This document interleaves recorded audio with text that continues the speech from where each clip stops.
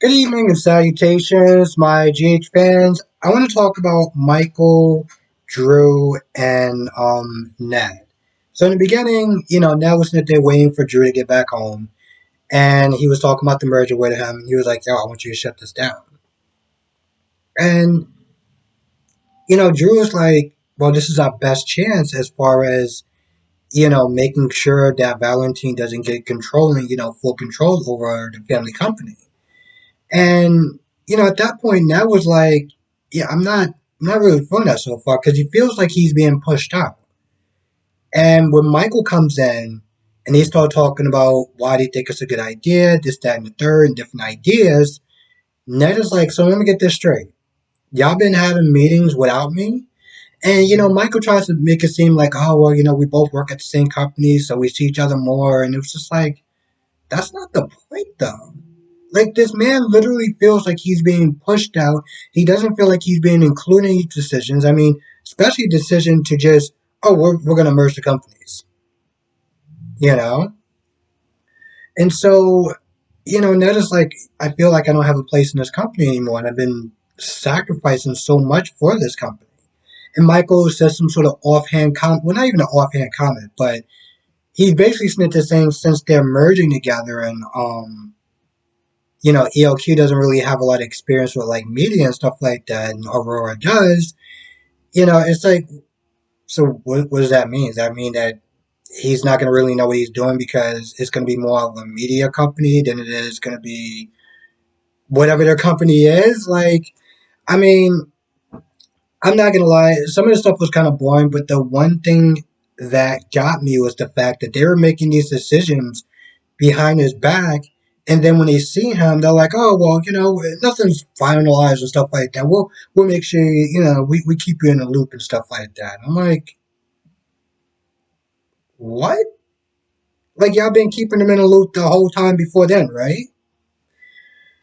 And you know what? Honestly, to tell you the truth, I'm not too sure if I heard what I thought I heard, but I could have swore I could have swore I heard Michael say that there's a place in the company for you. I could have swore I heard him say that like as an offhand comment. Um, So that happened. Now, before Michael was with Willow, and Willow wasn't too sure about doing the whole DNA testing, talking about it was just too much, and I'm just like, by her snitch saying it's too much is basically snitch saying, you know what, we're gonna stall the storyline a little bit because it's too much. I don't know. It just kind of annoyed me a little bit. And Greta, yeah, I get it. She's going through a lot of emotional upheaval and everything like that. But the minute she was like, I'm not really too sure about DNA test, Michael was like, oh, don't worry, I'll sit there and stall. Okay, so we're doing that. Um, Now, at some point, Alexis does come over there to sit there and see her to talk about Harmony, which I really don't understand why. I mean, didn't she sort of so-called did or didn't get her closure when she talked to Harmony? When she was in the hospital with tubes in her body and everything like that, and she felt like she got everything out, but for some odd reason, she felt the need to go to Harmony, which is, I mean, felt the need to go to Willow, which is still grieving about her mother, to come over there and sit there and talk about her mother. What? So she gets over there and they start telling these stories about how Harmony was a good friend and there was one point of her Snittis, well, Alexis Snittis saying that, Harmony is good as far as, pretending to be a good person. And, Willow is Snittis trying to defend her. And I'm like, Willow, you do realize that Harmony got a bunch of bodies. she has a high body count. Which, alright, just a little side story about Harmony as far as the actress is concerned. One of the things that the actress said, this was in Soap Opera Digest, was that when they initially told her the story, as far as like, she was the one that killed Neil, Harmony was like, she didn't really like it because she felt like it didn't really make a lot of sense, but she was like, you know what? I'm just going to go with it. Whatever. And the sad part is that, a lot of people felt like, they wasn't really, they were really upset that Harmony got killed off. And even the actress is like, maybe she'll escape and they'll leave the door open for her to come back and forth or whatever, just to be on the show a little bit more and add some more story. Because I guess in a lot of ways she felt like her story wasn't finished, but well, the writers had a different idea and they pretty much kind of kicked her to the curb. So, like I said, that was a third option. That was a third option. I mean, like I said, it was either jail, death, or escape. And I felt like maybe escape would have probably been the best compromise for people because there was a lot of people that probably didn't like her. Like, you know what, maybe we should just sit there and kill her off. Of course, don't sit there and say that to Maurice Bernard as far as them wanting to kill Sonny because he was not happy.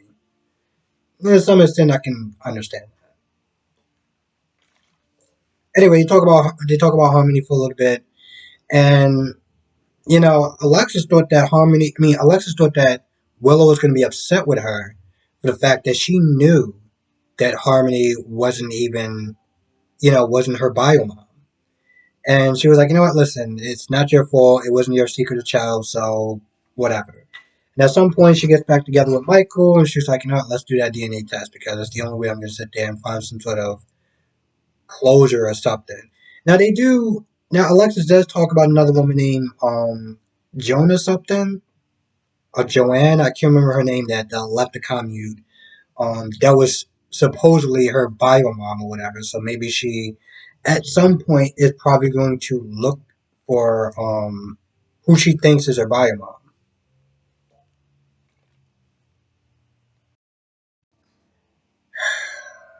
Nina and Ava are they're talking about Wiley, about the custody battle, and about how Nina's like, listen, I'm coming in there 100%. Let's go.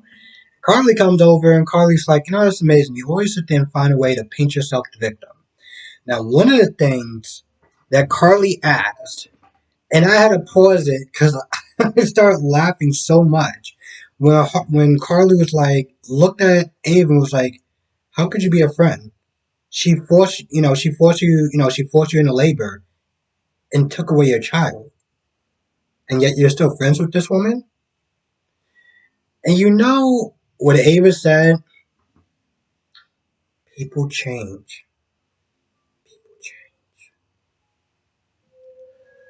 Okay, I mean, I feel like that's just plot over logic and common sense, but that was the excuse that she gave, and I'm gonna be completely honest. I feel like when the actress said that, it was almost as though she didn't even believe it herself. It was like she had a gun to the back of her head. It was like people change. That's what I felt like that moment was like. So anyway, Ava leaves, and Nina and Carly get into the same argument. It's about Wiley and how Nina feels that she should be in Wiley's life, seeing how Harmony died, and why should Wiley have to lose another grandmother? Now here's the thing. I've been going back and forth about should Nina get visitation rights as far as seeing Wiley. Nina has done some things, but she's done some terrible things. Carly has done some terrible things also, and granted, Carly's transgressions is a lot further back, and Nina is like right in the present, so we can still kind of feel that. And Nina has done some fouls. Okay, let's be honest. Nina has done some fouls, even with Willow, as far as telling Wiley, "Oh, Willow isn't your real mom," and just really dingbatted, idiotic things that has coming out of her mouth. But with that being said, Wiley still loves Nina. Nina loves Wiley. Um, I feel like at some point, a compromise could be made. And this whole thing doesn't really have to go to trial. It doesn't have to sit there and drudge up a whole bunch of dirt and anger and sorrow and sadness and putting his son in a custody battle where he felt like in the beginning this is not what he wanted to do because he's went through that. Michael's went through that. So I get that. I feel like it's more him being upset with Nina as far as what Nina has done to his family as opposed to what's best for Wiley. So when Carly's like, well, you're not putting Wiley first and this, that, and the third. And I'm like, I'm gonna be honest. I feel like a lot of people really aren't putting Wiley first, and that they really should be putting Wiley first. Um, I mean, just to not have her have access at all. I mean, truth of the matter is, I don't like Nina. Okay, not like Nina at all. But come on, like I think visitation, you know, seeing Wiley every once in a while, maybe once a week or whatever. I don't think it's too bad. Once or twice a week, and then she gets out of hand, then they can sit there and kind of reevaluate it. But it, it really doesn't need to go as far as it is. And they argue and they go back and forth. And in the end, nothing really gets solved. But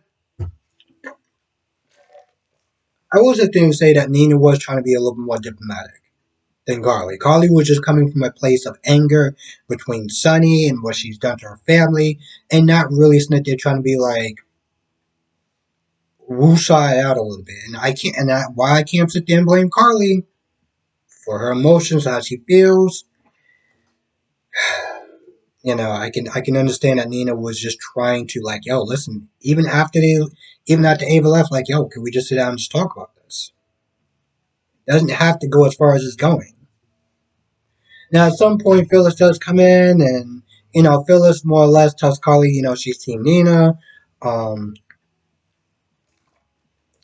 Carly asks about, Nina's birth and everything like that. This is the second time that she's asked about Nina's birth. Once she did it with Valentine, which I forgot to talk about, and now with Phyllis. Of course, she covered her tracks. At some point, um, she looks at the glass that Nina was drinking from and puts it in a purse. And when she looks up, she sees Drew. Drew just has that look on his face, that disappointed look like Carly's up to one of her damn schemes again. So Jocelyn confronts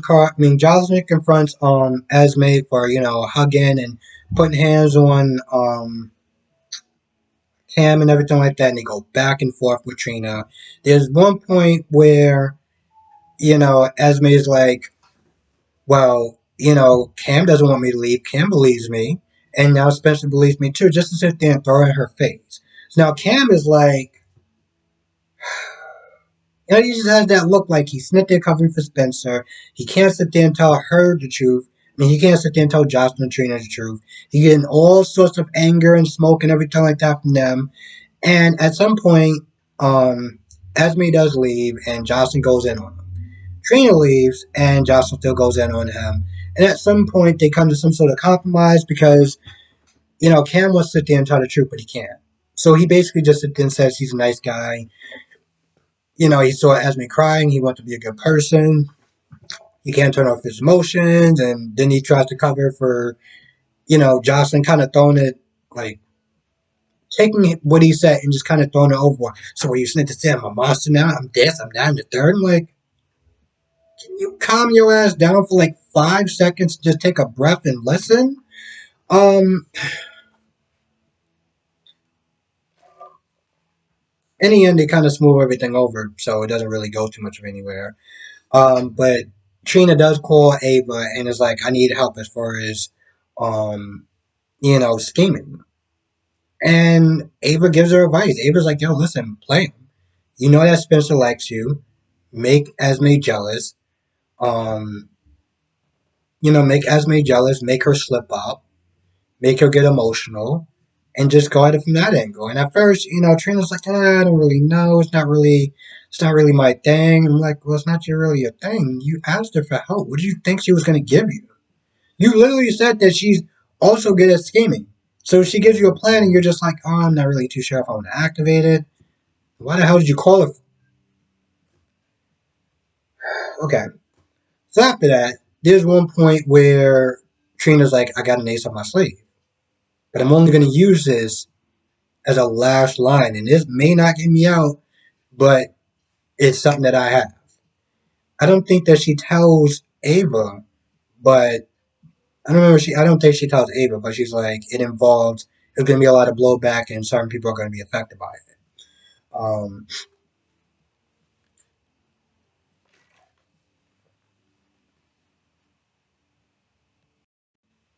Now, one of the things I did like, and Ava did sit there and say, by the way, yo, you don't have a choice. One of the things I did like was the fact that up until this point, Trina wasn't really trying to do much to prove her innocence. She was relying on the lawyer. She was relying more or less on Cameron and Jocelyn, um, the justice system. She wasn't really sitting there trying to do any legwork to get herself, from this whole mess into just now. And I'm like, thank you for actually, putting a fight,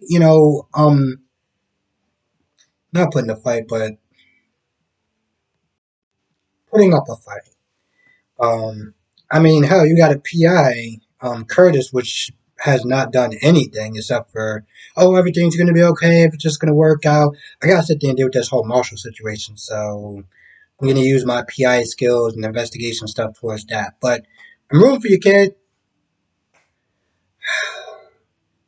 Now, while that's going on, Cam does want to texting Spencer, and that they're saying that Esme is coming home, but Spencer's that they're looking through the letters, and he's like, hey, listen, I went this far, I can't stop now. And I'm like, you do realize that she's coming back at any moment now, right? So let me get this straight. Your plan so far was to sit on your ass and do nothing and hope that she would slip up. And then you realize that she's way too smart, so you got to sit there and find something. So you get Cam to sit there and cover for you. You look through her stuff, you find some letters and things of that nature and some pills. You get a text from Cam just saying she's coming back. Now, at some point, you would sit there and be like, you know what? The stakes are way too high. I can't afford to step up. Let me just put stuff back where I found it. Nope. I'm gonna sit there and just keep looking through the letter. Da da da da da da. Just sitting on the bed. Da da da da da da. Now Esme comes up and she sees this whole thing. She waits for a little bit. Then she comes and confronts him. Now at this point, I'm like, bro, wasn't your whole plan to sit there and get Esme to trust you? And now you just took like 5 steps back. On top of the fact that you didn't really have any sex with her, and she's probably been wanting it for a while, and you've been running out of excuses, and I forgot to talk about that too. And now you're looking through her stuff, and you're asking all these questions like, oh, what's going on with this letter, and this, that, and the third, you lied to me, you said that you didn't sit there and talk to Maggie, and you did, and all this other stuff like that, so what's going on? You know what, Spencer, I know that you're doing your damnness to try to get out of the situation that you put yourself in, but, I guess this is the best that you can do. This is exactly what I expected of you at this point. Why am I not? Just voice out this for a minute. I feel like that's about it. Now I have a really random question. Um, I was gonna sit there and call her Kelly. Involving Willow. So Willow got fired from the school, right? Because of the whole Shiloh thing and everything like that. She got fired. Isn't there other schools in Port Charles that she can sit there and apply to? Instead of her doing that, she put herself through school and everything like that. She became a teacher and all this other stuff like that. But now, and granted, I get that she's going to be like a teacher and a nursing sort of thing, but I'm just like, why are you just going to stop being a teacher and kind of flush all that down the drain, all that time, energy, and money, and decide, you know what, I'm going to be a nurse. So now I'm going to sit there and take another 4 years or whatever, or however long it takes to sit there and go through medical school or whatever she's going to be doing. I'm just like, what? That's something that just always bothered me. And I forgot to talk about that like for a hot minute, so actually remember. I feel like that's about it. Hmm. Also feel like I'm coming down with something, and on top of that, I can go to sleep till like 5 o'clock. So that was fun, and it just kind of threw my whole day off, which is why this review is coming out later than I wanted to come out because. Oh, by the way, I'm just rambling at this point. Yeah, so the review is coming out a lot later than I wanted to come out because, well, I have plans to sit there and see Doctor Strange. And I wound up seeing it, but I wound up seeing it later than I wanted to see it. So it's like it just kind of threw everything else off. So apologies about that. But I enjoy what I do. So even though I'm feeling somewhat like crap, this is fun. So anyway, with that being said, I'm going to go. I want to thank you for watching. Be safe. Let me know what your thoughts are in the comment section below. And I'll see you in the next video.